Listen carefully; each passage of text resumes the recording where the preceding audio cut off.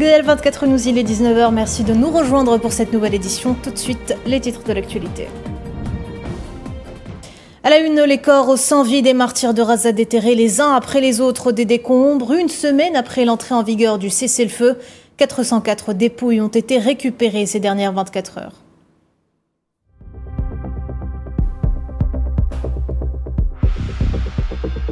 Mandat d'arrêt visant les criminels de guerre, Netanyahou est galante. La Cour pénale internationale rejette le deuxième recours introduit par l'occupant qui contestait la compétence de la CPI pour examiner les crimes commis sur le territoire palestinien.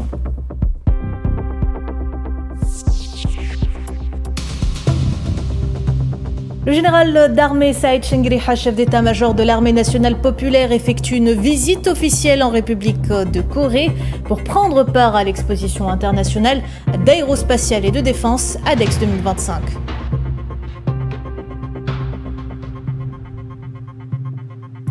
La carte américaine divulguée à l'ONU qualifiée de vol du droit du peuple sahraoui. Le Sahara occidental accuse Washington de trahir ses engagements et de tenter d'imposer une position unilatérale au Conseil de sécurité international.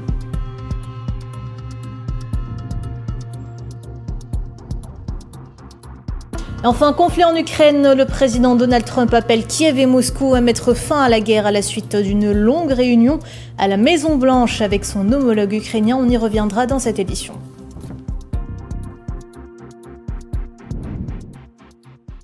Bonsoir à toutes et à tous. Une semaine depuis l'entrée en vigueur de l'accord de cessez-le-feu à Raza et la liste des martyrs ne cesse de s'allonger. Le ministère palestinien de la Santé a annoncé que les équipes de secours avaient réussi à récupérer les dépouilles de 404 civils sous les décombres, indiquant que les hôpitaux de la bande recensaient 29 martyrs, dont 22 ont été retrouvés morts avant leur arrivée et 3 autres blessés, ainsi que 4 martyrs et 10 blessés à la suite d'une attaque directe de l'occupation au cours des dernières 24 heures, sans compter le massacre dans le quartier des Zaytoun, dont les victimes n'ont pas pu être récupérées. Le bilan s'est donc alourdi ce samedi à 68 116 martyrs et 170 200 blessés depuis le 7 octobre 2023.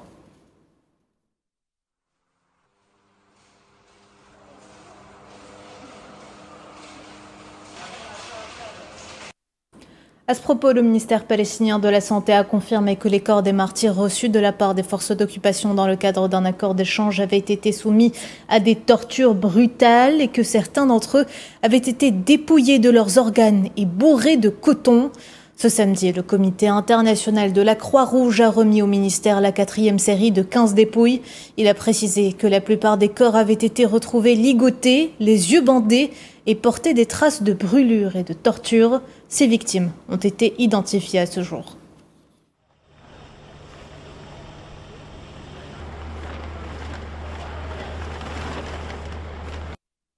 Alors que le monde célébrait vendredi la journée internationale pour l'élimination de la pauvreté, une journée destinée à sensibiliser et à encourager l'action contre la pauvreté, les habitants de la bande de Raza se sont retrouvés pris au piège d'une catastrophe humanitaire persistante sans fin immédiate en vue. 2 années de génocide sioniste ont fait exploser la pauvreté et le chômage dans l'enclave, privant la population de ses moyens de subsistance et la plongeant dans un abîme de désespoir. Face à l'arrêt du travail et à la quasi-absence d'emploi, les habitants de Raza réclament une vie digne, espérant que l'objectif international d'éradiquer la pauvreté devienne une réalité concrète et non un simple appel à l'action.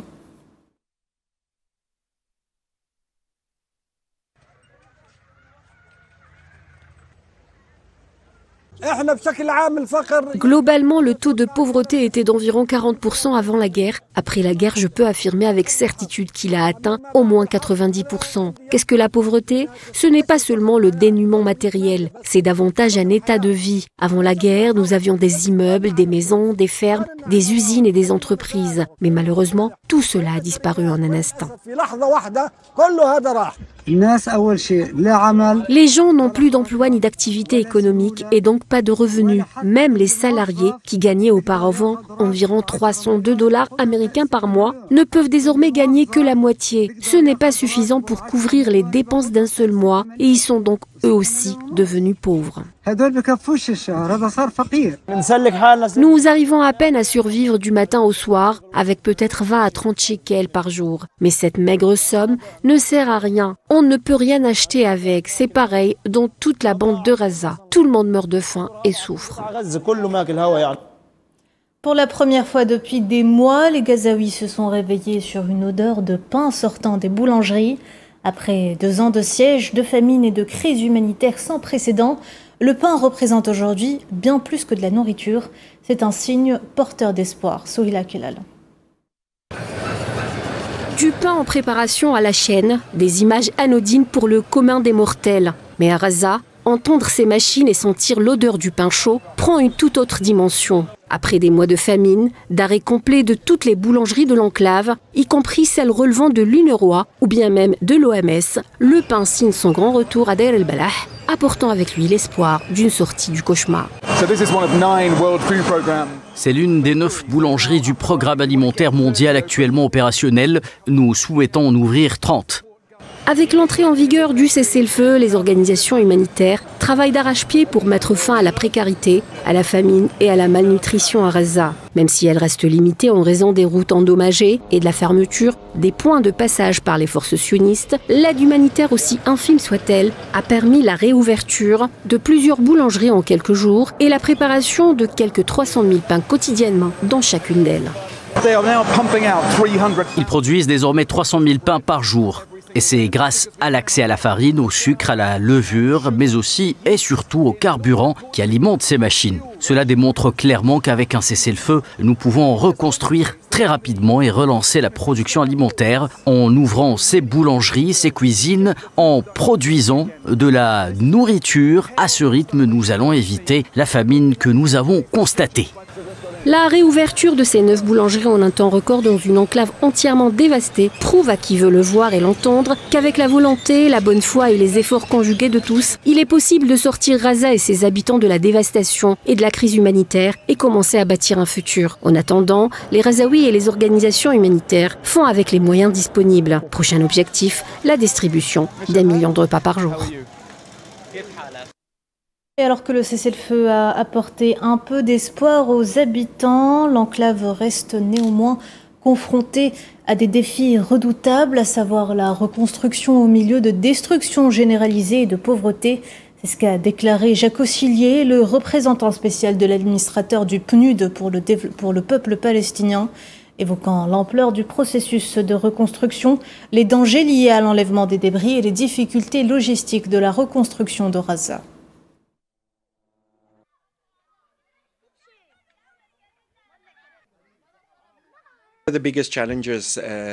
L'un des plus grands défis de la reconstruction sera de se concentrer sur l'enlèvement des débris. Il y a actuellement environ 55 millions de tonnes de débris à Gaza, soit l'équivalent de 13 grandes pyramides de Gizeh. Ce sera donc une entreprise colossale. Impossible de commencer la reconstruction sans enlever les décombres. Et nous constatons d'énormes défis. Il reste des munitions non explosées ou des bombes dans les décombres qui n'ont pas encore explosé. C'est très dangereux pour la population. J'ai entendu parler d'un enfant qui hier a ramassé une de ses munitions et dont les bras ont été arrachés. Voilà la réalité des dangers qui persistent malgré le cessez-le-feu.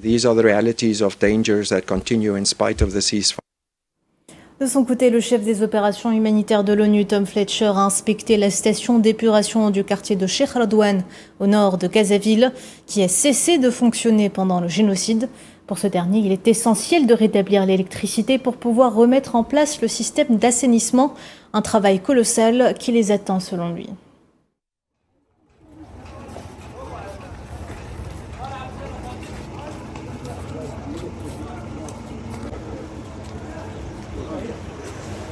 So I drove through here.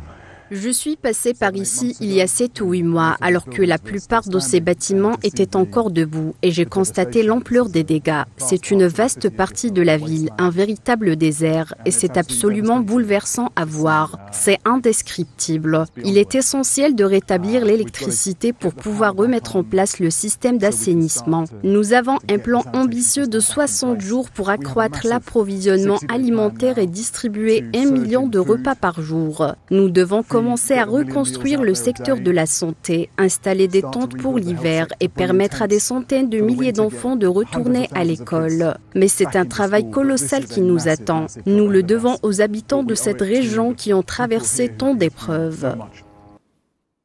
La Cour pénale internationale de La Haye a confirmé pour la deuxième fois la délivrance de 2 mandats d'arrêt contre le chef du gouvernement de l'occupation sioniste, le dénommé Benyamin Netanyahou, et son ancien ministre de la Défense de l'occupation, Yoav Gallant, tous deux reconnus coupables des crimes de guerre et des crimes contre l'humanité dans la bande de Gaza, en vertu des preuves irréfutables présentées par les plaignants.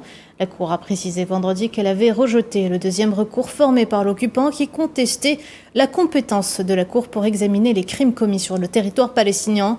Le communiqué ajoute que l'entité sioniste a réitéré ses arguments précédents déjà rejetés par la Cour pénale en juillet dernier et que celle-ci a confirmé à nouveau sa décision de maintenir les mandats d'arrêt.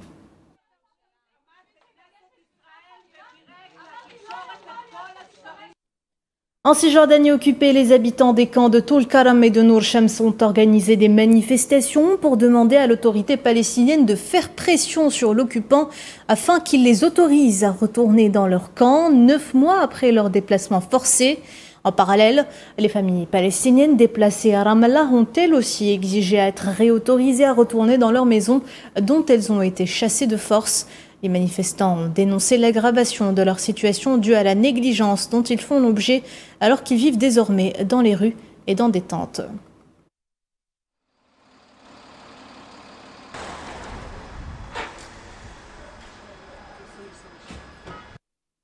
Le Yémen résiste toujours et n'hésite pas à exprimer sa solidarité avec le peuple palestinien. Des milliers de personnes, drapeaux yéménites et palestiniens à la main, se sont rassemblés vendredi à Sanaa, participant aux manifestations hebdomadaires en soutien à Gaza. Ces mobilisations visent à réaffirmer la position constante du pays en faveur de la cause palestinienne et sa volonté de soutenir Gaza face aux agressions et crimes sionistes.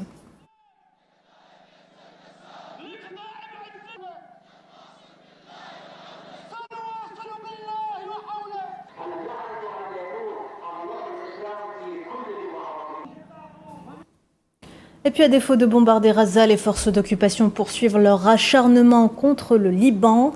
Selon l'agence de presse libanaise, un citoyen est tombé en martyr vendredi soir suite à une attaque menée par les forces sionistes ayant visé le district de Taïr dans le sud du pays.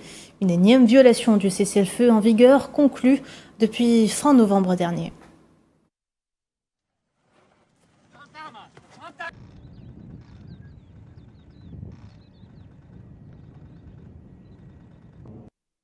On en parlait tout à l'heure en titre, le général d'armée Saïd Chengriha, ministre délégué auprès du ministre de la Défense nationale, chef d'état-major de l'armée nationale populaire, effectue à partir de ce samedi une visite officielle en République de Corée pour prendre part à l'exposition internationale d'aérospatiale et de défense ADEX 2025.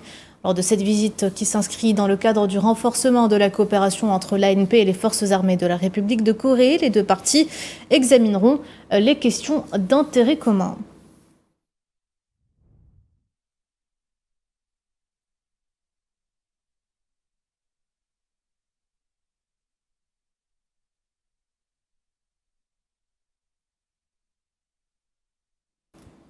Et puis dans l'autre dossier Sahara occidental de ce samedi soir, l'agence de presse sahraoui a qualifié la carte américaine divulguée de vol du droit du peuple sahraoui, bien qu'elle ne soit pas officielle à ce jour. Dans un long communiqué publié samedi, l'agence a accusé Washington de trahir ses engagements et de tenter d'imposer une position unilatérale au Conseil de sécurité international, affirmant que le document distribué par la mission américaine au groupe des 5 concernant le soutien au prétendu projet d'autonomie dans le Sahara occupé était inacceptable, tant dans sa forme que dans son fond.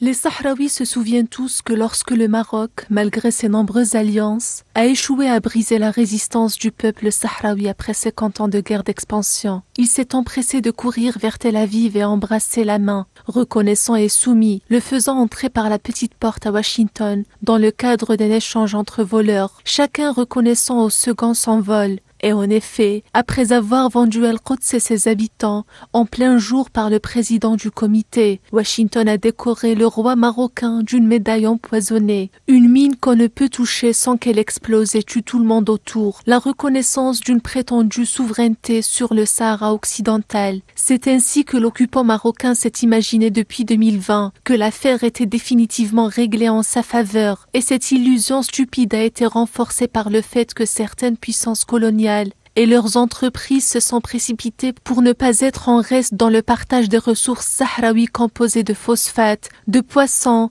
de fer, d'or, d'uranium et de lithium, en plus des produits agricoles et autres. Le membre du secrétariat national représentant du Front Polisario auprès des Nations Unies et coordinateur avec la MINURSO, Dr Sidi Mohamed Ammar, a réaffirmé que le peuple sahraoui restait fermement déterminé à défendre ses droits légitimes non négociables à la liberté et à l'indépendance pour lesquels il a payé un lourd tribut.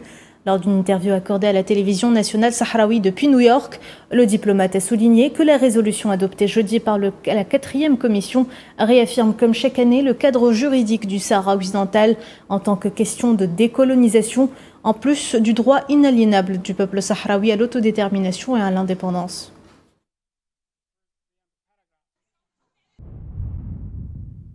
Cette décision constitue une réponse forte et claire aux tentatives de l'État occupant marocain de dénaturer le caractère juridique de la question sahraoui en répétant les mêmes allégations fallacieuses et en se retranchant derrière les positions de certains États qui soutiennent sa position expansionniste au Sahara occidental et sa campagne acharnée visant à saper le droit inaliénable du peuple sahraoui à l'autodétermination et à l'indépendance. Le destin du peuple sahraoui n'est pas entre les mains des États-Unis d'Amérique, ni entre celles de la France, ni entre celles d'aucune autre patrie, mais entre les mains du peuple sahraoui qui reste déterminé avec force et détermination à défendre ses droits légitimes sur lesquels il ne transigera ni aujourd'hui, ni demain, ni après-demain, à savoir l'autodétermination, l'indépendance et la restauration de sa souveraineté sur l'ensemble du territoire de la République sahraoui. Pour le représentant du Front Polisario auprès des Nations Unies, Dr Sidi Mohamed Ammar, l'Amérique a soutenu l'occupation marocaine au Sahara occidental dès le début, l'accusant d'avoir appuyé ce qu'il a qualifié de marche noire. La position des États-Unis d'Amérique sur la question du Sahara occidental depuis l'époque du président Gerald Ford et de son secrétaire d'État Henry Kissinger est connue de tous. C'est l'Amérique qui a soutenu l'occupation marocaine du Sahara occidental dès le début, qui a appuyé la marche noire et qui a continué ensuite à soutenir diplomatiquement et militairement l'État occupant. Cette position a été réaffirmée en 2020 et confirmée à nouveau en avril de cette année. Conflit en Ukraine, le président Donald Trump a appelé vendredi Kiev et Moscou à s'arrêter là où ils en sont et à mettre fin à leur guerre brutale à la suite d'une longue réunion à la Maison-Blanche avec le président ukrainien Volodymyr Zelensky. Après son arrivée en Floride où il passe le week-end, Trump a exhorté les deux parties à arrêter la guerre immédiatement et a laissé entendre que Moscou conserverait le territoire qu'il a repris à Kiev.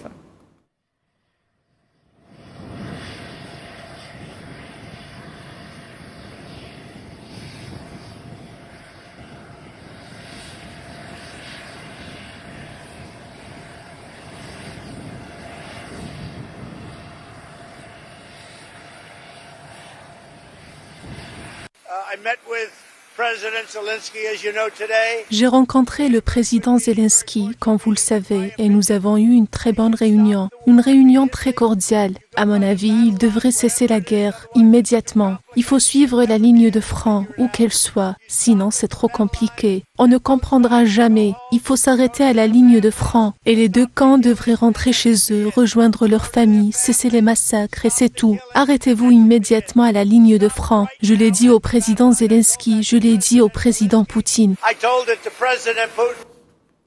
Et pour sa part, le président ukrainien Volodymyr Zelensky a déclaré aux journalistes après avoir rencontré son homologue américain qu'il était temps d'un cessez-le-feu et de négociations. On écoute. La question territoriale est très sensible et vraiment la plus difficile. Je sais que la Russie a une autre position. Elle veut tout occuper. Mais maintenant, avant tout cessez-le-feu, elle veut conclure un accord sur le territoire, sur nos territoires. Notre position est la suivante. Un cessez-le-feu est nécessaire. Nous devons donc nous réunir, discuter et comprendre où nous en sommes. Et je pense que c'est la première étape la plus importante. Voilà où nous en sommes. Je pense que le président comprend que, dans toute négociation, la question la plus difficile sera celle du territoire, mais celui de l'Ukraine. Détérioration de la situation financière de la France. L'agence de notation Standard & Poor's a annoncé avoir abaissé la note souveraine de la France d'un cran pour la 3e fois en un mois, dans un contexte d'incertitude persistante quant à la situation des finances publiques du pays, qui reste élevée selon l'agence. S&P a souligné que la France connaissait la plus grave crise politique depuis la création de la Ve République en 1958, malgré la présentation cette semaine du projet de budget pour l'année prochaine.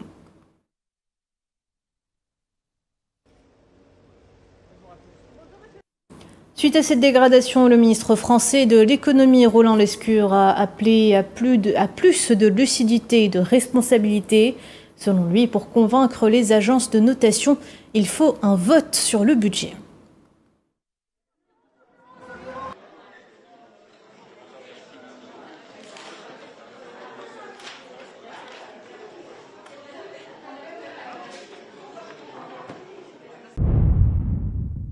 C'est un appel à la lucidité, à la responsabilité, c'est un appel au sérieux. Notre objectif est de contenir le déficit à 5,4% du PIB en 2025. Pour 2026, le projet de budget vise à accélérer la réduction du déficit public à 4,7% du PIB. On met en place un budget qui va nous permettre d'y être. Mais ce budget, il faut qu'il soit voté. Et ça, c'est un élément très important. L'objectif de 4,7% de déficit en 2026, c'est une première marche. L'objectif absolu, c'est 3% du PIB en 2029. Ça va nous permettre de stabiliser la dette. Nous ne pouvons pas ignorer ce nuage qui s'ajoute à un bulletin météo qui est déjà assez gris. C'est vraiment à nous, à la fois le gouvernement et le Parlement, de convaincre les observateurs pour continuer à rassurer les investisseurs et les agences de notation.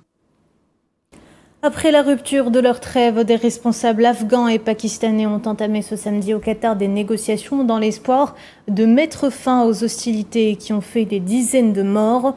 Kaboul a accusé vendredi soir son voisin d'avoir rompu la trêve après des frappes ayant tué au moins 10 civils dans la province de Paktika dans l'Est. Des sources de sécurité pakistanaises ont confirmé par ailleurs des frappes aériennes de précision sur le sol afghan.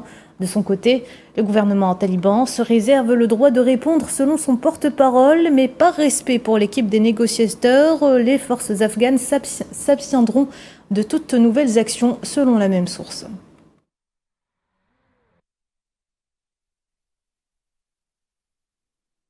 Et un mot de culture avant de clore cette édition avec le 10e Festival culturel national de la création féminine qui s'est ouvert ce samedi à Alger avec la participation de créatrices et artisanes issues de plusieurs régions du pays. Organisée à la Villa Boulkine à Hussein-Dey, cette édition met en lumière sur le savoir-faire des artisanes et créatrices de 20 wilayas du sud du pays qui ont contribué à la sauvegarde et à la préservation du patrimoine culturel algérien. Organisé depuis 2010 sous le patronage du ministère algérien de la Culture et des Arts, le Festival culturel national de la création féminine se fixe pour objectif à chaque fois de promouvoir les créations et les innovations des femmes algériennes dans les domaines de l'art et de l'artisanat. Des propos recueillis par Felah Laili.